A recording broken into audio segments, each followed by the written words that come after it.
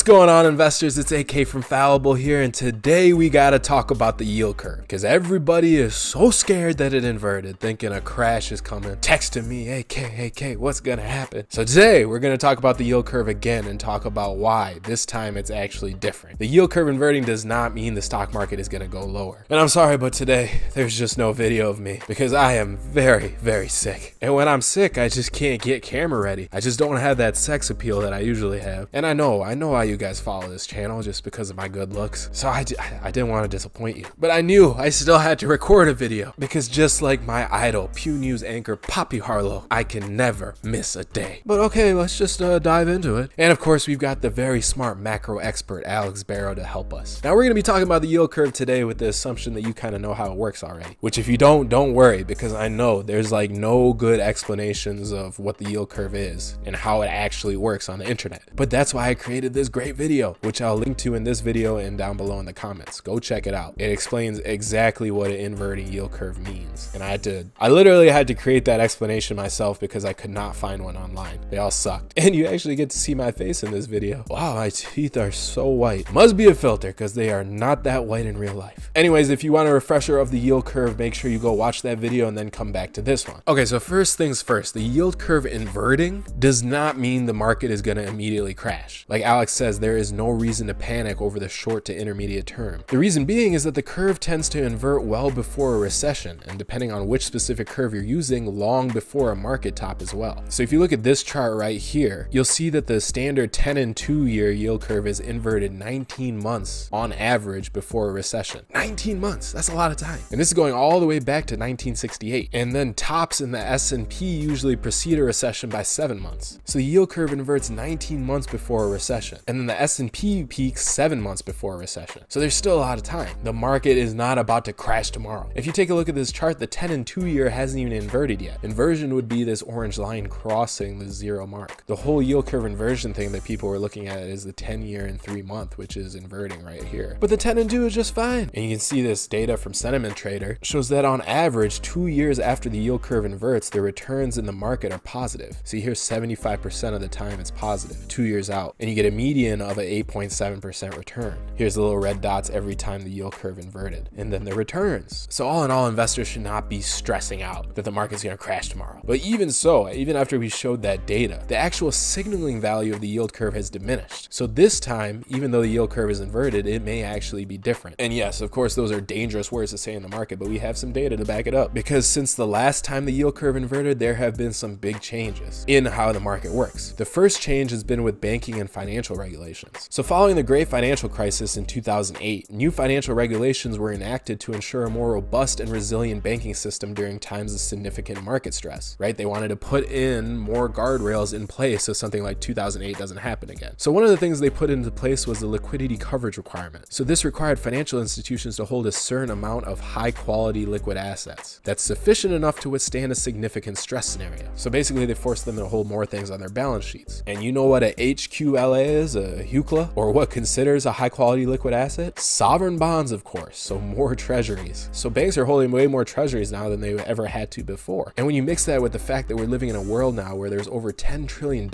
of negative yielding developed market debt, which means more people have to flood into treasuries, US treasuries, well, you basically get price blind buyers for bonds. No matter the price, they're buying these treasuries because there's no other really good option. And when you have price insensitive buyers, institutions who buy because they have to, like these banks and all these other guys that have to buy because they have negative yields where they are, well, the impact on the market signaling value will go down because that's not a true pricing mechanism. And we've never had this type of scenario and environment before in past cycles. So that's why the yield curve may not serve as much of a valuable recessionary signal as it used to. This time is different. And again, if you don't know what I'm talking about or how the yield curve works, because the yield curve is kind of just measuring the return on bonds, short-term and long-term, which are affected by how many bonds are being bought. Again, just go to this yield curve video. I'll explain all of it pretty simply. And the second change we've been faced with is inside the Fed itself. So Alex's argument here is that the way the Fed acts now is way different than they used to act in previous cycles. So previously, there was an expectation by the Fed that unemployment remaining below its natural rate would trigger inflationary pressures. And you know, this is a problem for the Fed because they have a dual mandate, right? They got to keep prices stable, which means control inflation, and they've also got to make sure there's maximum employment. So that's the thing that they're forced to balance balance. That's their job, right? And if you're not as familiar with this balancing act the Fed does, go check out this series I put together on how the Fed works and what their dual mandate is and why they do what they do. I got a whole playlist here. It's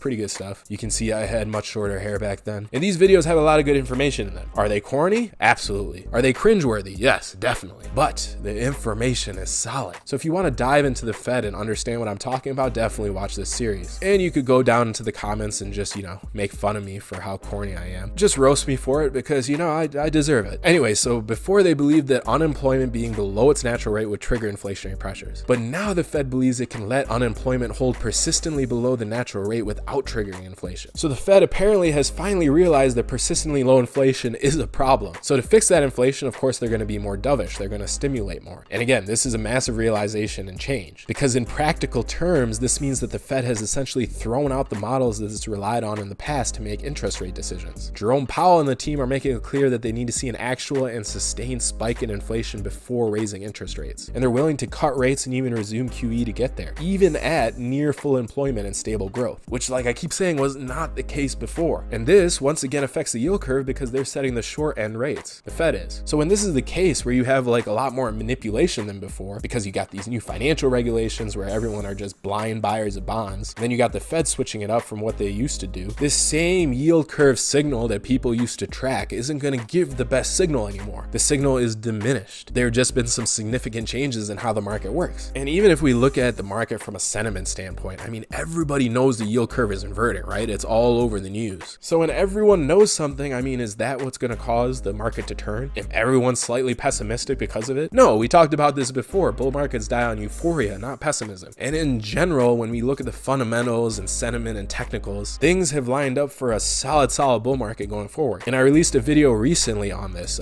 going over the bull market and discussing whether the bear is here yet. I'll link to this too. You should definitely go check that out. And you'll see why even with the inverted yield curve, the bull is still in full effect. And man, my teeth look white again. It must be a filter. But okay guys, I'm done. Hopefully this answered some questions. If you like this video and you want to keep tracking the yield curve in the markets and you want to be informed when things finally do turn, then make sure you subscribe to this channel and hit that notification bell so you get an email notification when future videos come out. We're publishing every single day, which is difficult when you fall sick. Now I'm gonna go watch some more anime, play some Spider-Man or something, drink some CBD oil, which kind of helps with the cold, but not really. But I'll figure it out. Don't worry about old AK. He'll make it. Not that you were worried at all. I know we're just all worried about the yield curve, right? But okay, subscribe and I will see you tomorrow in the next video. Stay fallible out there. Bye.